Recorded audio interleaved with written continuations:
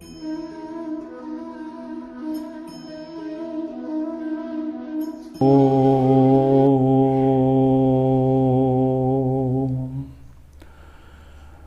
दर्शकगण, सादर नमस्ते। आज हम उपनिषद 40वां के 14वें श्लोक पर विचार करेंगे। ये श्लोक ओम के प्रणव के संबंध में है। परमात्मा के गौणिक नाम, गुण से संबंधित नाम अनंत हैं, थोड़े नहीं हैं। महर्षि दयानंद जी महाराज ने प्रथम समोल्लास में 100 नामों का वर्णन किया है और वर्णन करने के पश्चात बताया है कि ये समुद्र में बिंदुवत हैं, परमात्मा के अनंत गुण हैं, अनंत परमात्मा के नाम हैं। लेकिन एक नाम ऐसा है जो किसी गुण पर आधारित नहीं है, वो परमात्मा का निज नाम है। जैसे किसी व्यक्ति का कोई नाम होता है, वो नाम सारे रिकॉर्ड में सब जगह वही चलता है, आपके आधार कार्ड में, आपके राशन कार्ड में, सब में वही चलता है। लेकिन उसी को कोई पिताजी कहता है, कोई उसको बाबा जी कहता है, कोई उसको डॉक्टर साहब कहता है, कोई उसको वकील साहब कहता है। अनेक प्रकार से उसके गौणिक नाम हो जाते हैं। उसी प्रकार से परमात्मा का निज नाम ओम है, और ओम ऐसा अक्षर है कि ये स्वाभाविक तौर पर बोला जाता है।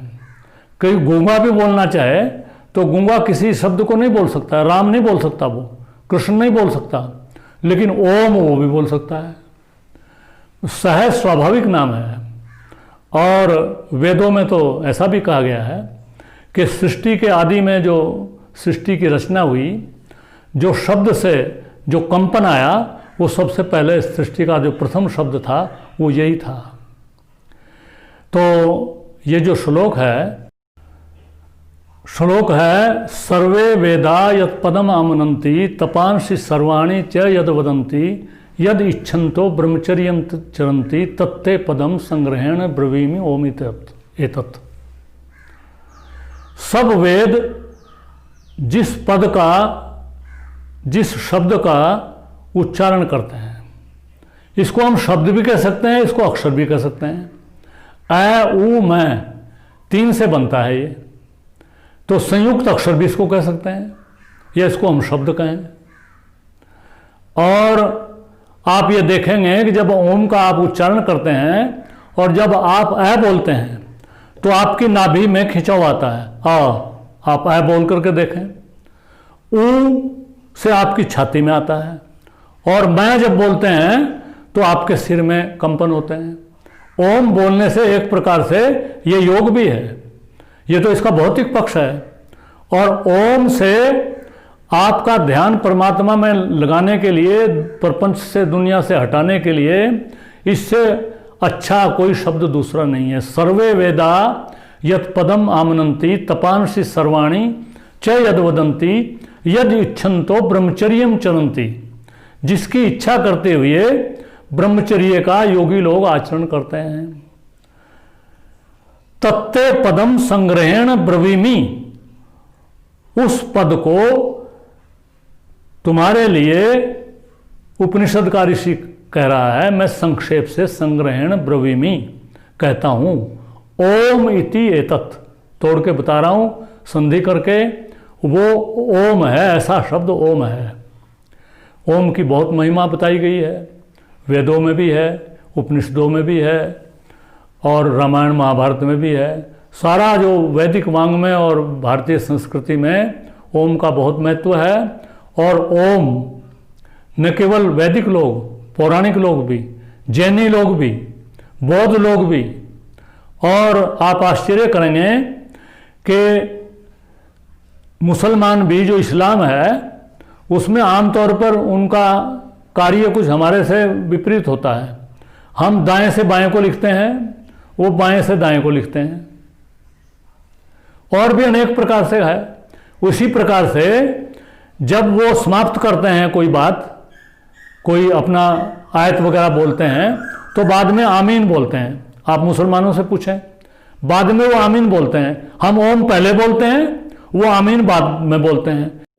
और ईसाई लोग ओमन बोलते हैं, और omni present, omni potent, omniscient, omni का मतलब सब जगह रहने वाला, ये भी ओम से गया है।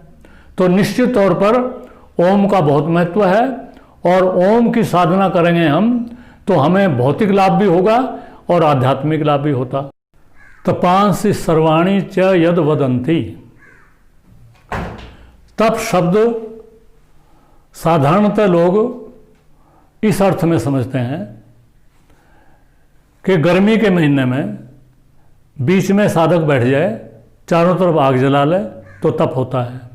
सर्दी के महीने में कहीं तालाब में खड़ा हो जाए, या इस प्रकार के एक टांग पर खड़ा हो जाए, या उल्टा खड़ा हो जाए, उल्टा लटक जाए, ये तप की बात नहीं है। तप का योग शास्त्र में बताया है, तपो द्वंद्व सहनम। तप द्वंद्व को सहन करना है। इस दुनिया में, संसार में सुख भी है, दुख भी है, मान भी है, अपमान भी है, लाभ भी है, हानि भी है, जय भी है, पराजय भी है, ये द्वंद्व हैं।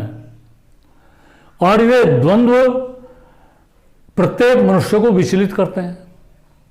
जितने भी लोग दुखी हैं वो इन द्वंद्वों के कारण से हैं। जब हम परमात्मा का नाम लेते हैं और परमात्मा का निज नाम लेते हैं, ओम का उच्चारण करते हैं और साधना करते हैं, तो द्वंद्वों से हमारी मुक्ति हो जाती है, द्वंद्व सहन करने की हमारे अंदर शक्ति आ जाती है, और हम परमात्मा को, अपने आप को समर्पित कर देते हैं। जब हमने समर्पित कर दिया तो जो भी लाभ हानि होगी वो परमात्मा के जिम्मे है। कर्मण्येवाधिकारस्ते मा फलेषु कदाचन, ये भगवान कृष्ण ने कहा है। ये भी इसीलिए कहा है कि वे परमात्मा करने वाला है, तुम्हारा कर्म करने में अधिकार है। लेकिन साधारणतः हम समझते नहीं इस बात को, और दुख आता है कोई तो उसको सहन नहीं कर सकते। कुछ लोग तो आत्महत्या ही कर लेते हैं, कुछ लोग दुखी रहते हैं, उनका बीपी बढ़ जाता है।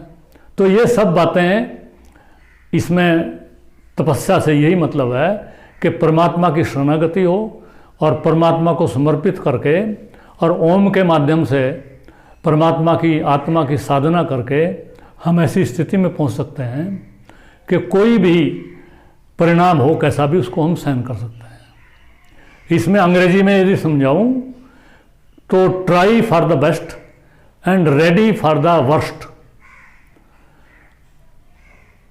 अच्छे से अच्छे के लिए ट्राई करो, कोशिश करो, और रेडी फॉर द वर्स्ट, और बुरे से बुरे के लिए तैयार रहो। ये जीवन का सूत्र है।